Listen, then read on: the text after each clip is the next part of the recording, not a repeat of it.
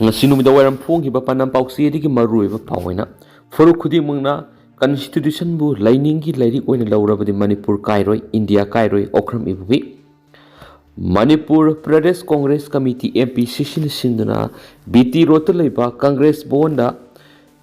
Samvidan Basau Rally Pangtokiba Loinana CLP Lusing Okram Ibobina Leba Sibuning Tamba Puraklaba Lusing Basina Semlamba Constitution Loin Semdok Privacy Laidiba BJP Lenga Kimatinati Furukudi Magna Constitution Bu Lainingi Lairik Oin Laurabadi Manipur Kairoi India Kairoi Henafundokri AICC की Manipur in charge Christopher तिलक CWC की member गैखांग ममसुम MPCC की president कैसा मेगसेंद्र यावना पांगथोकिबा थौरम मदुरु वा nganglदुना ओ इबोबिन हाय लेबा सिबु Hindu लेबांगनि हाबिगी वखलोंदा संगसिलको BJP ना constitution फाव सेमदोखिदुना लेबा असि कैरप याबि अखिबले मालेमदा ख्वाइदिगी बोलुम चावबा कॉन्स्टिट्यूशन असि इंडियन कॉन्स्टिट्यूशन असिनि फुरुक खुदि मंगना Constitution asibu sienglaba lainingi lairik oina laurabadi India kairoi Manipur kairoi masigi wakhalonda lamdam asida laidiba phuruk kanglok amatana tonganba homeland natragana separate administration tanbigano hain su magna phongdoki Constitution sember asabu thaudang lokhiba Mahatma Gandhi amasum BR Ambedkar gi maramda munna khangba mat makoina leba asining tamna ba madi yaifuna bohona dun lakhi lusingba singa sina leba asigi damak Constitution iduna thambiramane matamgi matungina khar semdok sadokpi yai hairagsu loinamak semdok labadi aikhogi leijaramba Constitution ki masak kairakani BJP no lusingba center lengangna Constitution asi semdok semjin tawrakadra haina singnaba leramba du haujuk semdok sadokpa horakli masi lebak thibani itihas haibasi sing semdok semjin tawpi yabanati tuan furukang khudimakna magi ninglibi isur khudima amatani haina lauraba matamaduda amaga nungshinabaga loinana matamaduda Manipur kairoi amadi India kairoi haina oibobina phongdoki Manipur gi haujuk oiriba phibam gi matangna palladun oibobina hai problem ama leiba tarabadi taishinaba yaba lambisu lepham thui problem ama lakpa gi mari makong thipam thui tawriba thabak da soikiba yaurabadi soire lale haijaba haigadabani madunatana thawoina tawgi yauna tawrapaduna ama oikhrabasu lalagadi lale haijaba ngamgadabani tasingna BJP lenga na tawriba thabak sing miyamgi yaifana bani hairagadi thamoi singna thabak tawpam thui sinda hairiba wafam sing thabak oina onthoklabadi phagani thaba amatawge hairabadi mapung phana tungi yaifana lambi yenglaga pangtho ngaki phirep logon hoiki BJP lenga na mamang de leramba lengak tung hak leitana tainabi ki phibam ama lakpana haujuk BJP lenga leiringaida president rule leiriba sisu Congress party na ni haiba yagadoribra haujuk loisindana leiriba railway project asimatang mapung phana loisinduna nongmagi darkar roiba polam sing athingba leitana pusilakpu yana bo honabiyo railway line sina loisilabdi haujuk national highway da ain kaina tax loriba sing kharadi phagani khalaina sphungdokhi amaromdana tribal gi issue singi matang da khanakre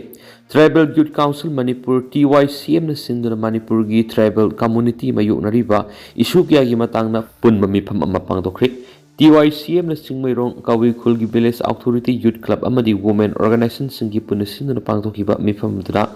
tribal community ki phangpham thokpa hak sing phangmangam daba madi Directorate of Tribal Affairs and Hills Department Tribal Research Institute Try Manipur State Commission for Scheduled Tribe MSCST amasum Manipur Tribal Development Corporation Limited MTDC na lenga na thoksadabadagi tanaivel miyamna mayuknaribu khudongsadaba kyagi matana kumna khanaki hairi Singmairong Kawi Khulgi Village Authority Youth Club amasum Women Organization gi lusingna mifam maduna magi oiba mod kya thamnaduna leiriba awat apa sing si menkhatna bigidama TYCM na thodang logduna thabak sanctionaba su warep lokhi amaromdana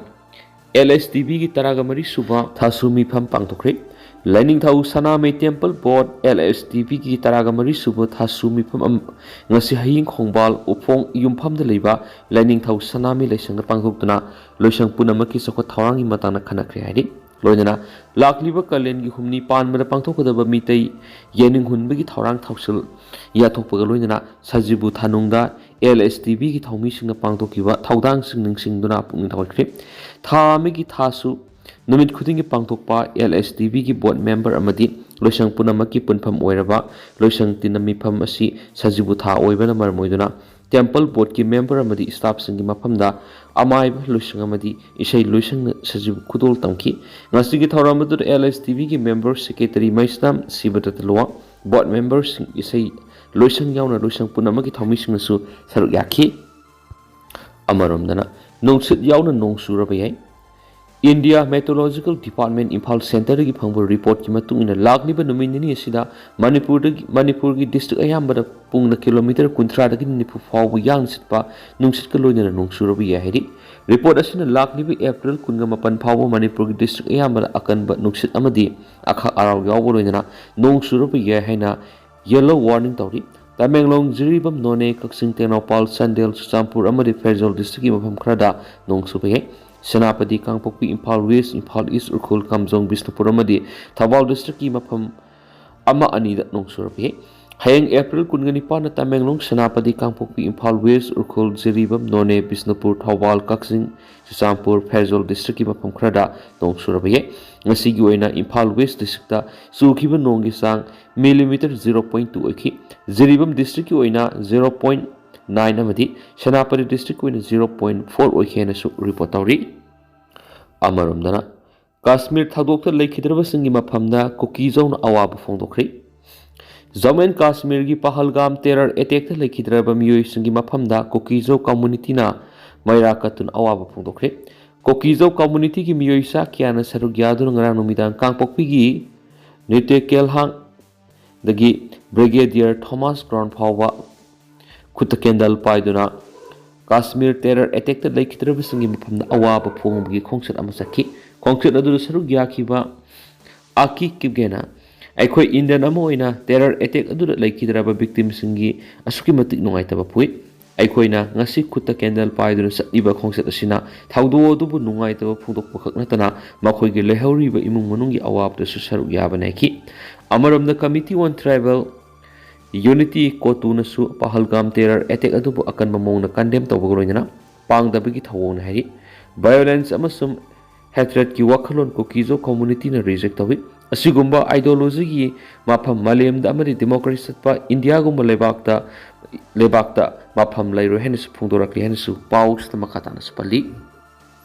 lusilakpui na tentak pa thajana iba maruiba pongkatanga myam thamjagi NSCN angwai kedar ani mana sireduga ani mana Arunachal da fierce encounter da army ga khutoknabada ani mana siraga ani mana sokne hari ado tentak nasum na myam da thamjaramgi haujikoi na di myam paus matang se lusinjarage masu makhata anoba update myam pun ngai minara channel sigi mekai degi su myang phamda makhata thamjari makhata anoba update myam pun ngai minasi